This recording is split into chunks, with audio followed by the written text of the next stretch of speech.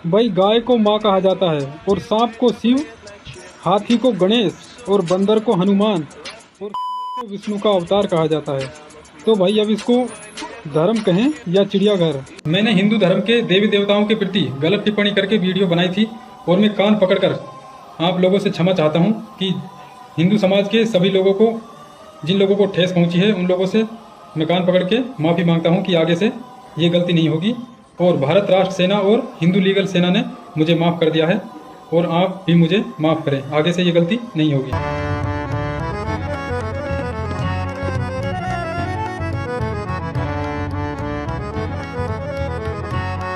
इस समय भारत राष्ट्र सेना ये लोग काफी अच्छा काम कर रहे हैं। आप लोग सोशल मीडिया पे सर्च करके इन्हें फॉलो व सपोर्ट कर सकते हैं।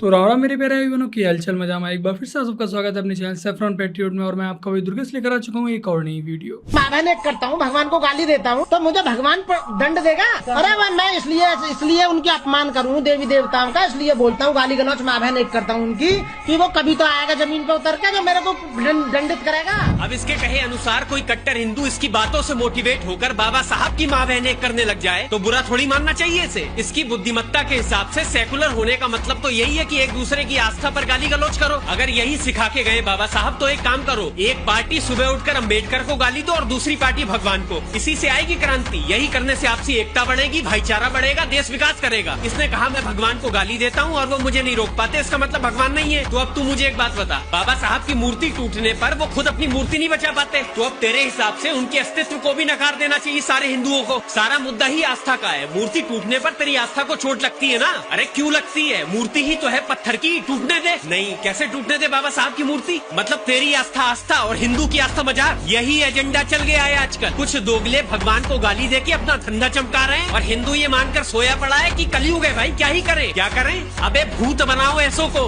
लातों के भूत बातों से माने हैं कभी? वीडियो का शेयर रुकना नहीं चाहिए ताकि पता चले ऐसे जाहिलों को कि श्री राम को मानने वाले करोड़ों लोग अभी जिंदा है देश में। जय श्री राम। यदि आप यूट्यूब पर सर्च करेंगे प्रतीक विद्रोही तो आपको भाई का चैनल मिल जाएगा। ज्यादा से ज्यादा सपोर्ट कीजिएगा। बाकी आप लोग इंस्टाग्राम पर भी फॉलो कर सकते हैं। क्या लगाया? क्या लगाया मुंह में? हाँ, तो कैसे बोल पा रही थी?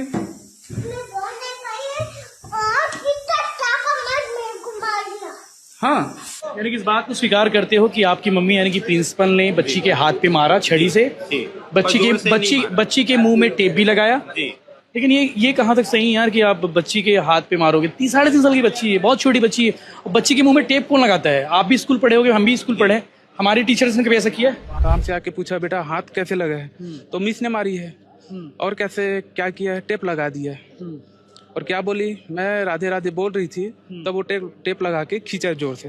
ये जो मम्मी है, मतलब मैं प्रिंसिपल है, उनके पेरेंट्स को बहुत बार बोल चुकी है कि आपकी बच्ची कुछ बोलती नहीं है, स्कूल आती है, हम उसको लिखवा देते हैं, वो लिखती है वो, पर वो बोलती नहीं है, बात ही नहीं करती। क्या हुआ बेटा करके मैं उसको पूछी, वो बोलती है मेरे को मिस ना बुआ, मेरे को मिस मुंह में टेप लगा के राधे राधे बोली तो मुंह में टेप लगा के मेरे को मारे। मैं बोली कहाँ मारे बेटा? मेरे गाल में मारे, मेरे हाथ में मारे। बच्ची के पेरेंट ने अपने कंप्लेन में कहा है बच्ची ने खुद ही बताया है कि मैं राधे राधे बोल रही थी, तो इस बात को लेकर मार दिया। ये झूठ है, ये साफ झूठ है। तो बच्ची के पिता कह रहे थे कि बच्ची राधे राधे स्कूल में बोलती थी, इसी बात से जो है प्रिंसिपल खीन हो गई, मतलब थोड़ी नाराज हो गई और उसके बाद उन्होंने पिटाई की है। पेरेंट क्या कहना है? जो वहाँ की प्राचार्य है इला इवन, उसके द्वारा उसके मुंह में टेप बंद करके और उसको मारा गया। और मारने का कारण ये था कि वो डेली आती थी और राधे राधे बोलती थी। इस बच्ची के साथ ऐसा प्रॉब्लम है कि 2 महीने से बच्ची बोल नहीं रही थी। 2 महीने से बिल्कुल बच्ची बात ही नहीं कर रही। ऐसे पेरेंट्स आके बोलेंगे हमको कि हमारा बच्चा बात ही नहीं करता, कुछ सिखा ही नहीं स्कूल में करके, इसलिए मुंह में टेप बांधो और हाथ पे छड़ी मार दो। सही, ये कोई पहली व आखिरी घटना नहीं है, बट उसके बावजूद भी हमें अपने बच्चों को कॉन्वेंट स्कूल्स में ही पढ़ाना है, जो कि शिक्षा का मंदिर कम बच्चे का मानसिक रूप से कन्वर्ट करने का अड्डा ज्यादा बना हुआ है। अब आइए आपको एक न्यूज दिखाता हूँ जो कि 3 अगस्त 2025 की ही है। इस्लाम स्वीकार न करने पर घर में घुसकर महिला का गला काटा गया, आरोपी शेख रईस गिरफ्तार। और ये एक दलित समुदाय की महिला थी जिसके साथ ये घटना हुई है और जो आरोपी था वो मुस्लिम समुदाय का था। इसलिए जो जय भीम जय भीम के ठेकेदार हैं वो इस पर मौन रहेंगे, इस पर कुछ भी नहीं बोलेंगे, क्योंकि जो उनका वोट बैंक है वो खतरे में आ जाएगा। और हर दूसरे दिन कोई ना कोई ऐसी घटना हो रही है, आज न्यूज में भी आ रही है, हर यूट्यूबर इस घटना को कवर भी कर रहा है। बट उसके बावजूद भी जो हिंदू लड़कियां उन्हें यही लगता है कि उनका वाला अब्दुल अलग है, फिर अंजाम तो भुगतना ही पड़ेगा। क्या नाम है तेरा भाई? आप लोग अधिकतर जब मंदिर में आते हैं तो आप लोग इस प्रकार से कहाँ गई, इधर आज टीका लगा रही थी, टीका लगाने वाले और ये सब। और विशेष बात ये है, अपने बच्चों को ये पढ़ाएंगे लिखाएंगे नहीं। योगी जी बस्ता भी दे रहे हैं, योगी जी खाना भी दे रहे हैं, योगी जी किताबें भी दे रहे हैं, मगर नहीं।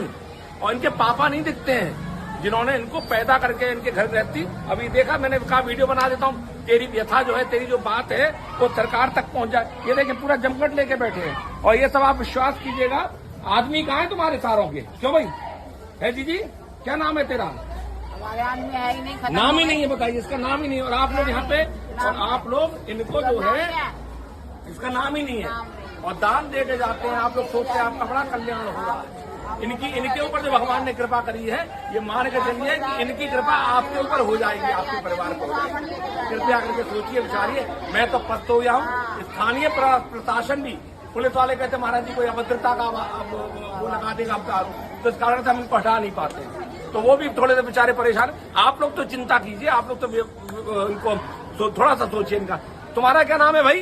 क्या नाम है तुम्हारा? इनका भी कोई नाम नहीं है, कोई आईडी प्रूफ भी नहीं है, कुछ नहीं है, कुछ नहीं है। बांग्लादेश के हैं कि रोहिंग्या है, क्या है भगवान जाने, कुछ नहीं मालूम। धन्यवाद।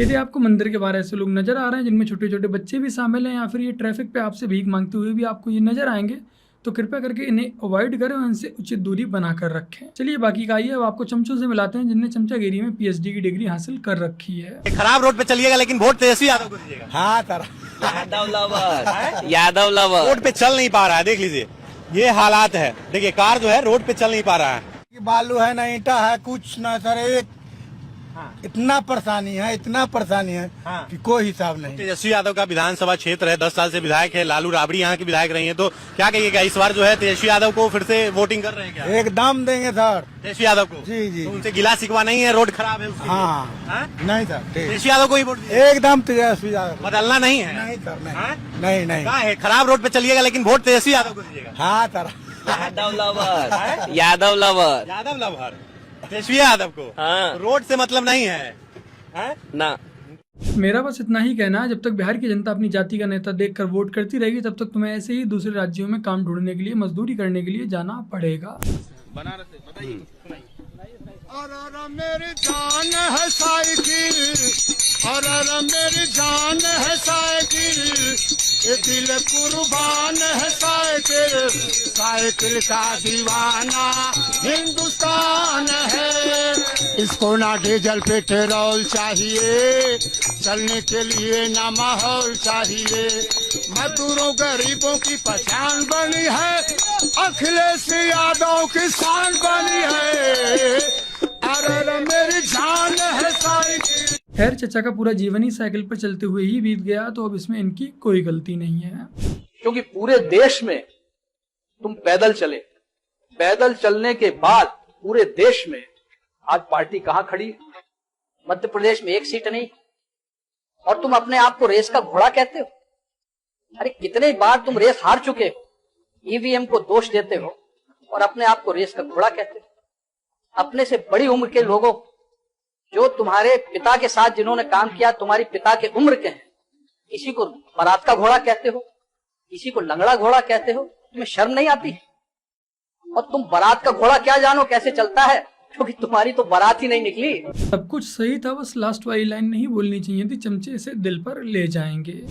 अरे कैसे ना करे, तुम देख रहे हो ये लोग क्या पूछते हैं, बदतमीज। तुम ये सब सवाल पूछोगे और कोर्ट इंटरवीन भी ना करे। ये कह रहे 1993 में एक दिन में 28 गाने रिकॉर्ड करने के लिए किसका नाम गिनीज बुक ऑफ रिकॉर्ड में दर्ज हुआ था? कुमार सानू का। चलो मैं इस सवाल को फिर भी थोड़ा जेन्युइन मान लेता हूँ, एसएससी जीडी में पूछे गए सवाल है। ये कह रहे हैं आदित्य प्रतीक सिंह सिसोदिया डीजे वाले बाबू गाने से डेब्यू करने वाले रैपर कौन है? मरे हैप्पी पढ़नी चाहिए गाल पे। ये सब सवाल पूछते हो तुम, ये तुम्हारी औकात रहेगी और तुम कह रहे हो कि कोर्ट इसमें इंटरवीन ना करे। ये दो कौड़ी के सवाल पूछ के तुम पूछते हो कि इश्क वाला लव की रिकॉर्डिंग के बाद किस गायिका का नाम था? नीति मोहन को मैंने आज तक नहीं सुना। लड़का गाना सुने, जीएस में ये सब पढ़ाई टीचर। कल को तुम कजरारे पूछोगे, कल को तुम पूछोगे नूरा फतेही कैसा नाचती है, और हम यही सब बताने बैठे हैं क्योंकि तुम पेपर से कहीं नहीं रहे, तुम पूरे दिन रील स्क्रॉल कर रहे हो। कल को तुम ये पूछोगे कि कौन सी हीरोइन है जो ऐसे करके चलती है। कल को तुम पूछोगे कि आज की रात हुस्न के दर्शन किसको हुए थे, और हम बताएंगे तुम्हारी तमन्ना को। फिर ये सब पूछ रहे हो तुम कि लंदन ठुमकता गीत की महिला गायिका कौन है? ये देखिए, ये पूछ रहे हैं, एसएससी पूछ रही है भाई ये। और तुम कहते हो कि कोर्ट इसमें इंटरवीन ना करे। क्यों ना करे कोर्ट इंटरवीन भाई?